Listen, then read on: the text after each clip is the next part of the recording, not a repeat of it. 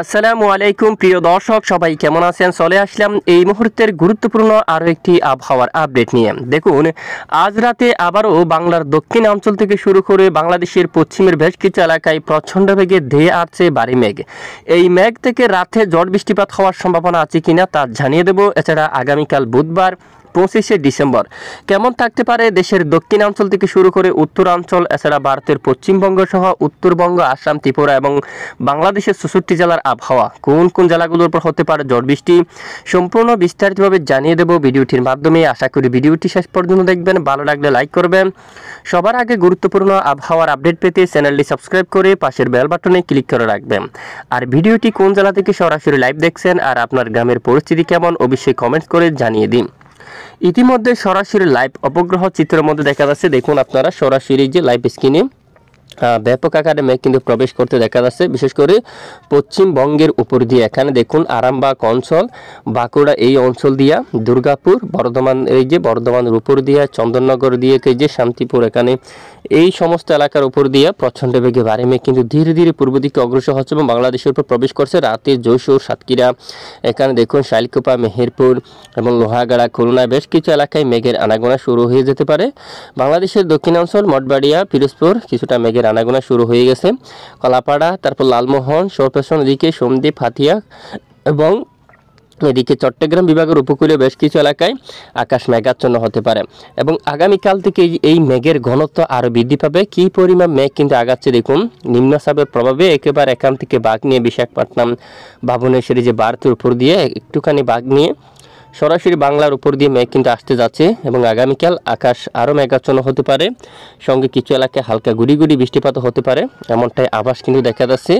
আর আজ রাতে দেশের উত্তরাঞ্চলে আকাশ কিন্তু পরিষ্কার থাকতে পারে। রংপুর দেখুন, এদিকে রংপুর, তারপর গাইবান্ধা, রাজীবপুর, শিলিমারি, পীরগঞ্জ, তারপর দেখুন বিরামপুর এবং এদিকে দিনাজপুর, কারলে, পীরগঞ্জ, এই যে এখানে ঠাকুরগাঁও, বোদা, দেবীগঞ্জ, পঞ্চগড়, জলপাইগুড়ি, ধূপগুড়ি, আলিপুরদুয়ার উত্তরের আকাশ পরিষ্কার থাকতে পারে এবং ময়মনসিংহ, সিলেট বিভাগের উপরও বেশ কিছু এলাকায় আকাশ পরিষ্কার থাকতে পারে। তবে দক্ষিণের বেশিরভাগ এলাকায় আকাশ প্রচণ্ড আকারে মেঘাচ্ছন্ন থাকতে পারে, সঙ্গে বিক্ষিপ্ত ঝড় বৃষ্টিপাত থাকতে পারে। আমরা সরাসরি আপনাদেরকে দেখিয়ে দিচ্ছি।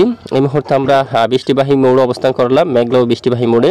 ইতিমধ্যে দেখা যাচ্ছে আগামীকাল বুধবার থেকে দক্ষিণের বেশিরভাগ এলাকায় একেবারে মেঘ ছেয়ে যাচ্ছে। কোন কোন জেলায় দেখুন, এদিকে যশোরের দিকে এবং নড়াইল আকাশ মেঘলা হবে এবং অভয়নগর, এদিকে দেখুন বাঙ্গাউন এই এলাকায় এবং এদিকে সাতক্ষীরা এবং শ্রীকান্তাপুর দেখুন আকাশ প্রচণ্ড মেঘলা হবে। খুলনা, এখানে দুয়াক এলাকায় বিক্ষিপ্ত হালকা ঝিরিঝিরি বৃষ্টিপাত হবে এবং এদিকে মংলার দিকে, শিবনগর, দক্ষিণের উপকূলীয় অঞ্চল, এখানে বিক্ষিপ্ত কিছুটা বৃষ্টিপাত থাকার সম্ভাবনা রয়েছে।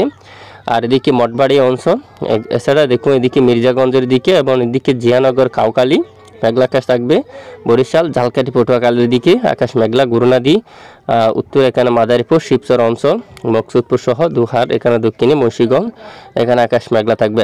পাশাপাশি বরিশাল বিভাগের দক্ষিণাঞ্চলে আসি আমরা, এখানে আকাশ মেঘলা থাকবে। কলাপাড়া, চরপেশনের দিকে এবং লালমোহন অঞ্চল, বুরহানুদ্দিন প্রচণ্ড মেঘলা থাকবে। ভোলা, এদিকে দেখুন আকাশ মেঘলা থাকবে এবং এদিকে রায়পুরের উপর, চৌমোহনী, এখানে লাকসাম, হাজীগঞ্জ, কুমিল্লা, ব্রাহ্মণপাড়া, এখানে আকাশ প্রচণ্ড মেঘলা থাকবে। বেলুনিয়া, চাগলনাইয়া, মানিকচুরির উপর, এছাড়া এদিকে দেখুন ফটিকছড়ি উপজেলা আকাশ প্রচণ্ড মেঘাচ্ছন্ন থাকতে পারে। রাঙ্গামাটির দিকে, চট্টগ্রাম আকাশ মেঘলা থাকবে। রাজস্থলীর উপর, বিলাইচুরি, রাঙ্গামাটি, লংগদু, এখানে আকাশ মেঘলা থাকবে। খাগড়াছড়ি, দিঘিনালা আকাশ মেঘাচ্ছন্ন থাকবে। মগিয়াবাড়ি, চিলচর বাজার দেখুন সকল এলাকায় আকাশ মেঘাচ্ছন্ন থাকতে পারে এবং এদিকে দেখি এই যে 25 তারিখ নাগাদ চকরিয়া, কুতুবদিয়া এবং কক্সবাজার উপকূলীয় এখানেও আকাশ মেঘলা হতে পারে ধীরে ধীরে এবং এখানে এখানে বিক্ষিপ্ত বৃষ্টিপাত থাকতে পারে দক্ষিণের উপকূলীয় অঞ্চলে হালকা। তবে এই যে এখানে ভারী বৃষ্টিপাত থাকবে ভুবনেশ্বর অঞ্চল, জগদলপুর, এই যে ভারতের এই এলাকায় ব্যাপক আকারে মাঝারি থেকে ভারী বৃষ্টিপাত হবে।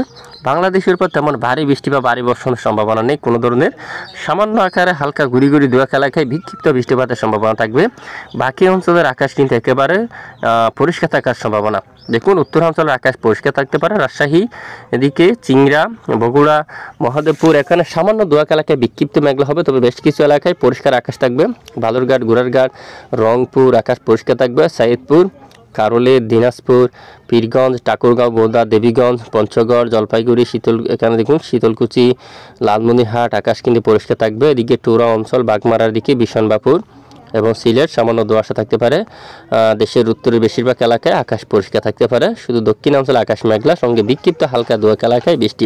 বৃহস্পতিবার 25শে ডিসেম্বর একেবারে বর্ষাকাল, একেবারে কক্সবাজার, কুতুবদিয়া, চকরিয়া এখানে কিছু এলাকায় আকাশ কিছুটা মেঘাচ্ছন্ন হতে পারে। সাতকানিয়া, রঙ্গাচুরি, রাজস্থলী এবং বিলাইছড়ির দিকে সামান্য আকাশ মেঘলা হয়ে ধীরে ধীরে আবার মেঘ কেটে গিয়ে একেবারে রৌদ্র জলমল কিন্তু পরিষ্কার আকাশ কিন্তু দেখা দিতে পারে।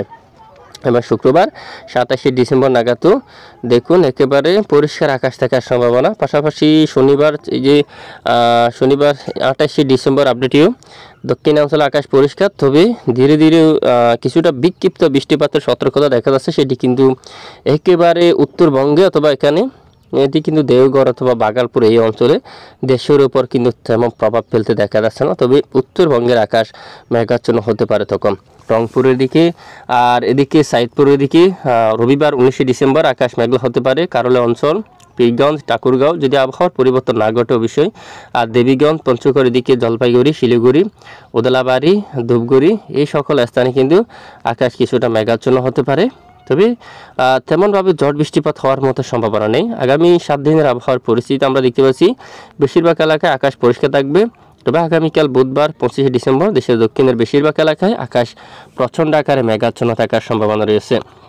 তো তাপমাত্রা ইতিমধ্যে আমরা দেখব তাপমাত্রা কীরকম থাকতে পারে। তাপমাত্রা যে পরিস্থিতি উত্তরবঙ্গে 12 ডিগ্রিতে কিন্তু রয়েছে। দেখুন এখানে অনেক পার্থক্য উত্তরবঙ্গ আর দক্ষিণবঙ্গের আবহাওয়ার পরিস্থিতি। দেখুন উত্তরে কিন্তু অনেকটা ঠান্ডা শীত থাকছে, দক্ষিণে কিন্তু ঠান্ডা শীতের আমেজ কিন্তু নেই। দেখুন উত্তরবঙ্গে যে দেশের উত্তরাঞ্চলের যে তাপমাত্রা একেবারে 11-12 ডিগ্রি সেলসিয়াসের তাপমাত্রা, দেখুন বেশিরভাগ এলাকায় 12 ডিগ্রিতে, দিনাজপুর, রংপুর, ঠাকুরগাঁও, পঞ্চগড় একেবারে 12 ডিগ্রি এবং কোচবিহার 12 ডিগ্রি, সকল এলাকায় 12 ডিগ্রি এবং কিছু এলাকায় 13 এরকম। এছাড়া ময়মনসিংহ বিভাগেরও অনেক স্থানে তাপমাত্রা 12 ডিগ্রিতে রয়েছে। জলকাত্রতে কিন্তু 12 ডিগ্রিতে, ত্রিশাল এখানে 12, বালুকা এখানে কিন্তু 12 ডিগ্রি সেলসিয়াসের তাপমাত্রা কিন্তু অবস্থান করছে। আর এদিকে কিন্তু ঢাকা বিভাগ থেকে শুরু করে এখানে দক্ষিণের বেশিরভাগ এলাকায় তাপমাত্রায় কিন্তু একেবারে 17 ডিগ্রি সেলসিয়াসের ঘরে কিন্তু রয়েছে। দেখুন ঠান্ডা বা শীতের আমেজ কিন্তু তেমন নেই। পরবর্তী সময় তাপমাত্রা দেখি আর কমবে কিনা। বৃহস্পতিবার 26শে ডিসেম্বর দেখতে পাচ্ছি 16 ডিগ্রিতে কিন্তু থাকছে। এরপরে দেখুন 27 তারিখ যদি আমরা একটু দেখি, দেখা যাচ্ছে দেশের দক্ষিণে একই ধরনের তাপমাত্রা কিন্তু থাকছে, কোনো ধরনের ঠান্ডা বা শীতের আমেজ কিন্তু নেই, বিশেষ করে তাপমাত্রা কিন্তু নামছে না। এবং এই যে দেখুন আগামী শনিবার 28শে ডিসেম্বর চট্টগ্রাম বিভাগের এখানে অনেক এলাকায় তাপমাত্রা হঠাৎ করে নেমে গেছে এবং অনেকটা ঠান্ডা শীত কিন্তু অনুভব হবে লংগদুর উপর। তারপর এদিকে দেখুন সাজেক অঞ্চল, তারপর এদিকে খাগড়াছড়ির উপর, এই যে এখানে দিঘিনালার উপর 12 ডিগ্রি কিন্তু তাপমাত্রা নেমে গেছে, যার কারণে অনেকটা ঠান্ডা শীত কিন্তু অনুভব হতে পারে। এবং রবিবার 29শে ডিসেম্বরও দেশের পূর্ব অঞ্চল এখানে তাপমাত্রা কমতে পারে, খাগড়াছড়ি সহ যে সেই সকল এলাকায় কিন্তু ঠান্ডা শীতের আমেজ কিন্তু থাকবে। একেবারে যে কালো রঙের এই অংশে এখানে কিন্তু অনেকটা ঠান্ডা শীত কিন্তু থাকতে পারে। বাকি এলাকায় আবহাওয়ার পরিস্থিতি অনেকটাই স্বাভাবিক অবস্থায় থাকতে পারে। আর তাপমাত্রার যে অবস্থা, তাপমাত্রা দেশের সর্বোচ্চ তাপমাত্রা দেখুন 26 ডিগ্রিতে গড়ে কিন্তু রয়েছে। ঢাকায় 26, তারপর খুলনা, বরিশালে কিন্তু 24, মাদারীপুর 25, লোহাগাড়া, যশোর বেশিরভাগ এলাকায় 26 অথবা 27 ডিগ্রি সেলসিয়াসের গড়ে কিন্তু তাপমাত্রা কিন্তু অবস্থান করতে দেখা যাচ্ছে। তো এই মুহূর্তে দেখে নেব নিম্নচাপের প্রভাবে বঙ্গোপসাগর কতটা উত্তাল বা দেশের উপর ঝড়ো বাতাস হওয়ার সম্ভাবনা আছে কিনা। বর্তমান যে নিম্নচাপের পরিস্থিতি সেটি দেখুন একেবারে দক্ষিণ পশ্চিম বঙ্গোপসাগরে অবস্থান করছে, যার ফলে ব্যাপক মেঘ তৈরি হচ্ছে এখানে। ঠিক একটুখানি উত্তর দিক দিয়ে বিশাখাপট্টনম, এই যে ভারতের এই যে উপকূলীয় অঞ্চল ঘা ঘেঁষে বাতাসের গতিমাত্রা থাকছে প্রায় 63 কিলোমিটার পর্যন্ত। এখানে ধমকা বা জোড়া হাওয়া আকারে সঙ্গে ভারী মেঘ তৈরি হয়ে বৃষ্টিপাত ঘটার সম্ভাবনা থাকবে এখানে আগামী বুধবার 25শে ডিসেম্বর ঠিক এই এরিয়ার মধ্যে এখানে প্রচণ্ড আকারে মেঘ তৈরি হতে পারে, সঙ্গে মাঝারি থেকে ভারী বৃষ্টিপাত। পাশাপাশি এখানে মধ্য বঙ্গোপসাগরের দিকে কিছুটা বাতাসও কিন্তু বইতে পারে, বিশেষ করে 40 কিলোমিটার পর্যন্ত এখানে বাতাস থাকবে। এবং এই যে নিম্নচাপের এই ঘূর্ণনটি ধীরে ধীরে সামান্য করে উত্তর দিকে অগ্রসর হয়ে এই যে আগামী বুধবার 25 ডিসেম্বর নাগাদ এখান থেকে কিছুটা মেঘ সরাসরি ভাগ দিয়ে বাংলাদেশের দক্ষিণাঞ্চলে প্রবেশ করবে, এরকম পরিস্থিতি। এবং দেখুন সমুদ্র এখানে কিন্তু কিছুটা উত্তাল থাকবে। এছাড়া এখানে কিন্তু স্বাভাবিক থাকবে বাংলাদেশের এই যে একেবারে উপকূলীয় অঞ্চলের দিকে এখানে সমুদ্র অঞ্চলে কিন্তু অনেকটাই স্বাভাবিক থাকবে। একেবারে দক্ষিণ বঙ্গোপসাগর কিন্তু উত্তাল হয়ে যাওয়ার সম্ভাবনা কিন্তু রয়েছে। তারপর বুধবার 25শে ডিসেম্বর মধ্য বঙ্গোপসাগরে সামান্য আকার উত্তাল হতে পারে, বিশেষ করে বাতাসের গতিমাত্রা থাকছে 40 অথবা 43 কিলোমিটার পর্যন্ত। এরপরে কয়েকদিন আমরা একটু লাইভ ট্রেক করে দেখি। 26 তারিখ স্বাভাবিক আবহাওয়ার পরিস্থিতি, 27 তারিখ হাওয়ার দাপট এখানে 40 কিলোমিটার, এবং শনিবার 28শে ডিসেম্বর দেখুন এখানে 35 কিলোমিটার পর্যন্ত সর্বোচ্চ বাতাসের গতিমাত্রা থাকছে। সেটা বাকি দিন এই যে আবহাওয়ার পরিস্থিতি একেবারে স্বাভাবিক আকারে থাকতে পারে। দেশের উপর কোনো ধরনের ঝড় বৃষ্টিপাত, ধমকা, ঝড়ো বাতাসের কোনো ধরনের সম্ভাবনা নেই। এ হচ্ছে আজকের আবহাওয়ার গুরুত্বপূর্ণ আপডেট। এতক্ষণ সঙ্গে থাকার জন্য অসংখ্য ধন্যবাদ।